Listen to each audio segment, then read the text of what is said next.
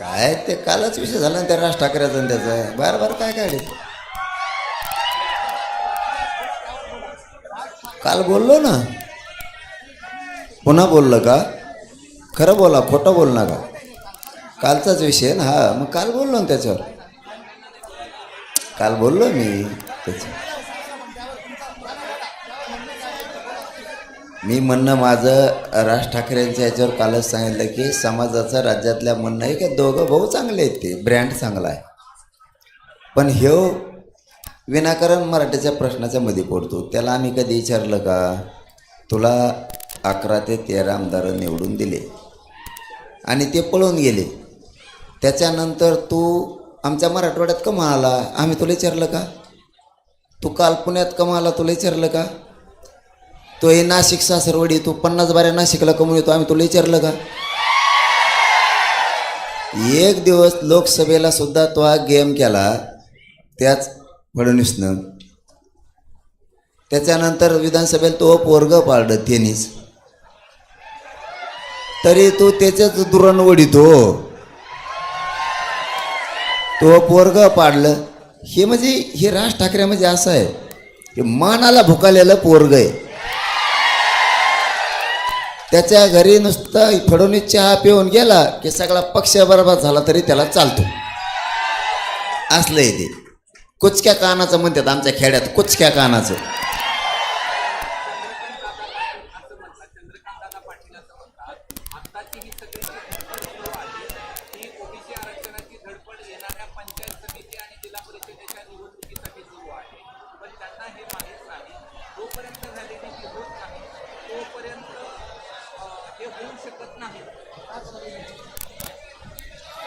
चंद्रकांत दादा पाटलाला म्हणा आम्ही मधल्या काळात तुम्ही पोरांच्या चांगले काम केल्यामुळं बोलायचं कमी केलं, तर तू नीट राह. तू उपसमितीचा अध्यक्ष होता, तोच व्हॅलिडिटी रोखल्या होत्या हे आम्हाला माहिती आहे. मराठीच्या शाख होऊ नको, इथून पुढं बोलू नको चंद्रकांत पाटलाला म्हणा, नाही तो हा नीटोबा मराठी काढतील मग. कारण या चंद्रकांत पाटलानेच आमच्या व्हॅलिडिटी रोखून धरल्या होत्या मुख्यमंत्र्याच्या सांगण्यावर, हे आम्हाला चांगला माहिती. त्यामुळे इथून पुढं वचवच करू नको, कारण तो का लय लांब नाही. कोल्हापूर म्हणजे तो आमच्याच घराण्याच्या कासाट्यात आहे, हे ध्यानात ठेव. मग आता चंद्रकांत पाटलाला काय अक्कल रे बोंगर येते त्याचं विचारता 50 बारा, त्याला अक्कल असं ठोलं असतं का? त्याच्यामुळे त्याला काढून टाकलंय.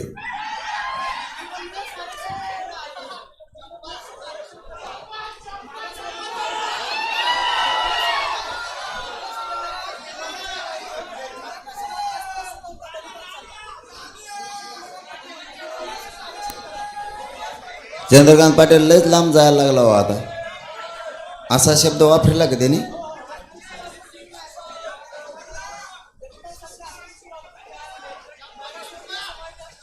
नाही, चंद्रकांत पाटलाने असा शब्द वापरला का नक्की? मला खोटं सांगू नका.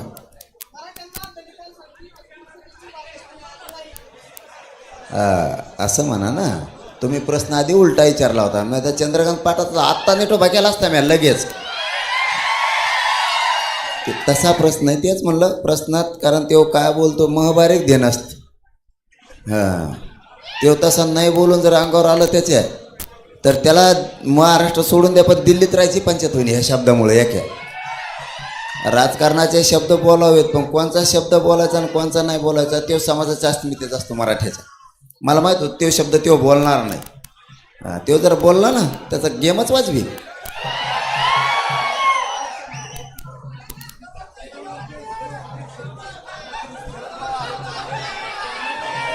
थांबा रे,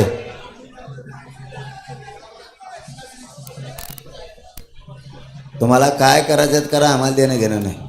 ओबीसीत मराठा आहे, ओबीसीतून आरक्षण पाहिजे, त्याशिवाय मी आणि मराठे मुंबई सोडित नसतेत. आणि याच्या पुढचं सांगतो तुम्हाला, शनिवारी रविवारी महाराष्ट्रातला मराठा घरी नसतो. तुम्ही स्वतः कॅमेऱ्यावर बघणार आहे, हे पण ध्यानात ठेवा म्हणा. ती दिवस उगू देऊ नका. कारण आम्ही एकदा इकडून सांगितलं का शनिवारी या म्हणून, रविवारी या, तर तुम्हाला सांगतो मुंबईत सोडाच, पण इथून 100-200 किलोमीटर मागं उभं राहावं लागतं. आणि आपण जे बोलतो ते करतो. तुम्ही फक्त पुढच्या शनिवार रविवारी बघा.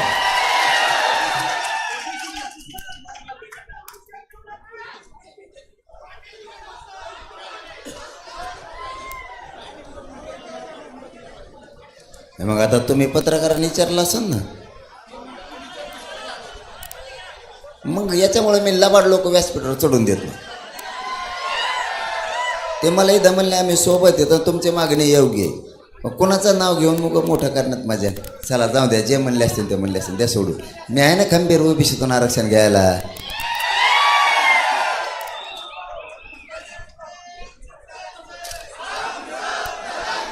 थांबा रे, कोण म्हणलं?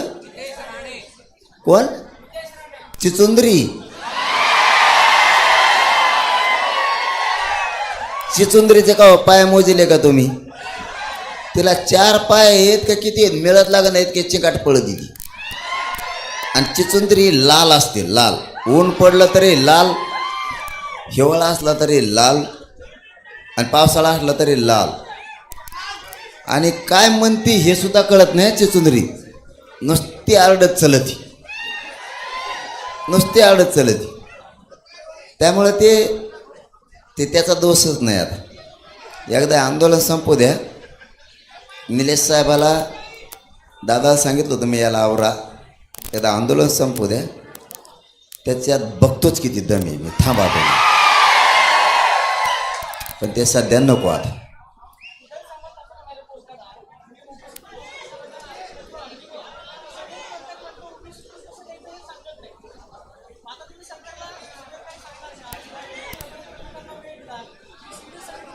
हे लोक ना, राजकारणी लोक नासके असतात. सगळ्यात महत्त्वाचं समजून घ्या तुम्ही. हे मंत्री आमदार हे नासके असतात. त्यांना किती समजून सांगितलं तरी ते तुमच्या समोरच बोलणार. समजून सांगायला पाहिजे कसं आरक्षण द्यायचं. मग 2 वर्ष काय सांगितलं तुम्हाला? 2 वर्ष काय तुम्हाला नुसतं भातरायला ठेवलं का म्हशी? तुम्हाला म्हशी भातरायला येत होते का अंतरवाली? तुम्ही सगळ्याला सांगितलं समजून. यांचे ना नीच विचार आहेत बघा. लोकांना ना तळपायचं असे यांचे विचार आहेत. यांना सगळं सांगितलेलं आहे. नको बाबा, चलो धन्यवाद. मग तोंड कोरडं पडायला लागलं आता बस.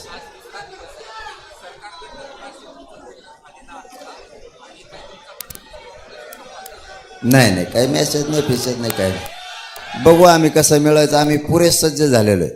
फक्त मराठ्यांना पुन्हा सांगतो, सगळ्यांनी तुम्ही शांत राहा. काही झालं आरक्षण तर घेणार आहे, त्याच्यात दुमत. आणि ते पण ओबीसीतूनच घेणार इकडून तिकडून. फक्त तुम्ही शांत राहा. सरकारलाही सांगणं आहे, तुमच्याकडं तर टॅक्स लावायची एक लाईन असती, त्याच्यावर गाड्या लावू द्या. पोराला कमी पडतंय. आता 29 ग्राउंडवर लावलेत, कमी पडायले. तुम्हीच पत्रकार बांधव सांगतात ना, मला माहीत नाही. ते आपल्या साहेबांनी सांगितलं, कुंकड पळून गेले, ती फुटले काय आहे का? त्यांनी सांगितलं की सगळे पॅक झालं.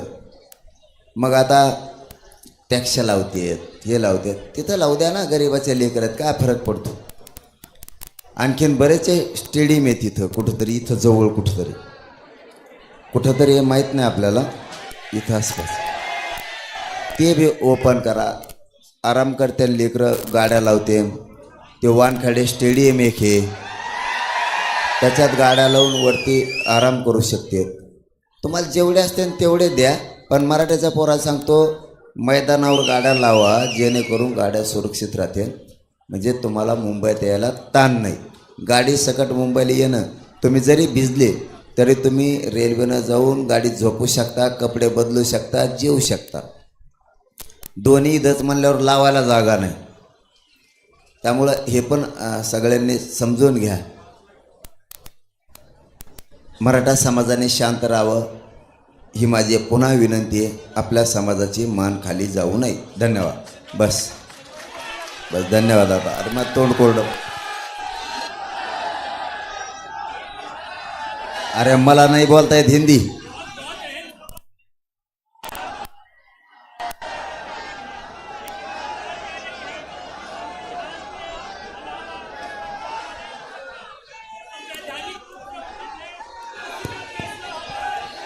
आम आमची मागणी ही संविधानाला धरूनच आहे, सगळ्या सरकारला माहिती.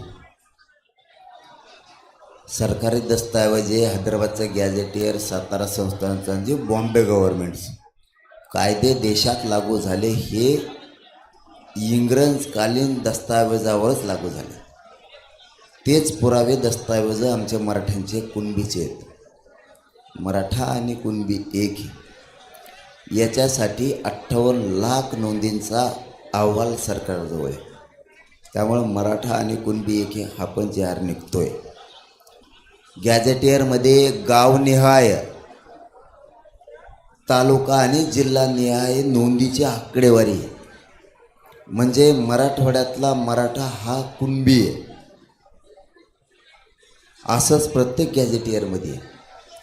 सगळ्या सोयऱ्यांची अधिसूचना काढली, तिची फक्त आता अंमलबजावणी करणं बाकीचं आहे. पोटजात उपजात म्हणून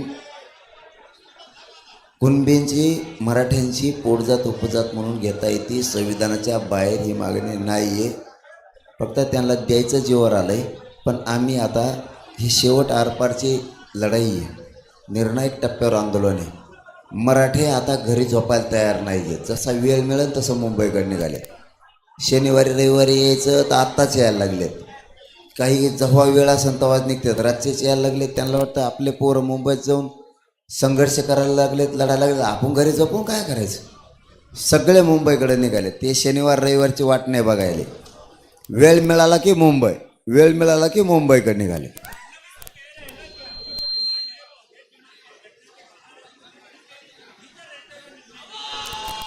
नाही मग आमची जर देवेंद्र फडणवीसांचं असं म्हणणं आहे की आमची मागणी अवैध आहे, तर मग 180 जाती घातल्या होत्या आधी.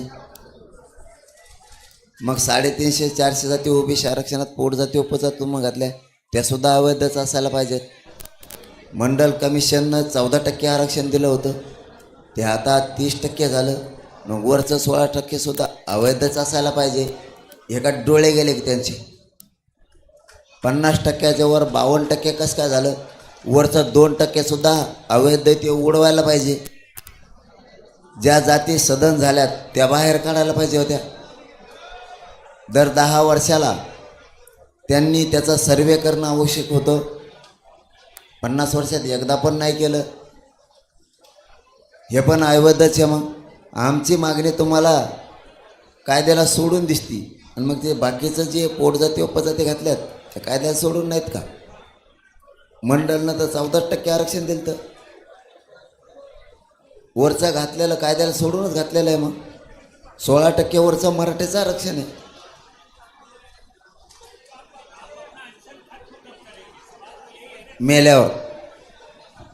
मेल्यावर खतम करेंगे. चलो धन्यवाद. समाजाच्या जीवावर फाळके हाणणारे हे बंद करून टाकलेत. यांना समाजाच्या जीवावर पैसे कमायचे आहेत, मी तेच बंद केलेत. पण यांचा हळूहळू माझ्यासंग राहून काहीच सुरू आहे. तर मी भाजदेशी नाव सांगून दे, तो इतका देवारा होईन तुला वाटतं सण मी दादा आहे फादा आहे. इथं लोक पायाखाली ढोपरीत असते धरून. दादा नाही फादा नाही काही नाही.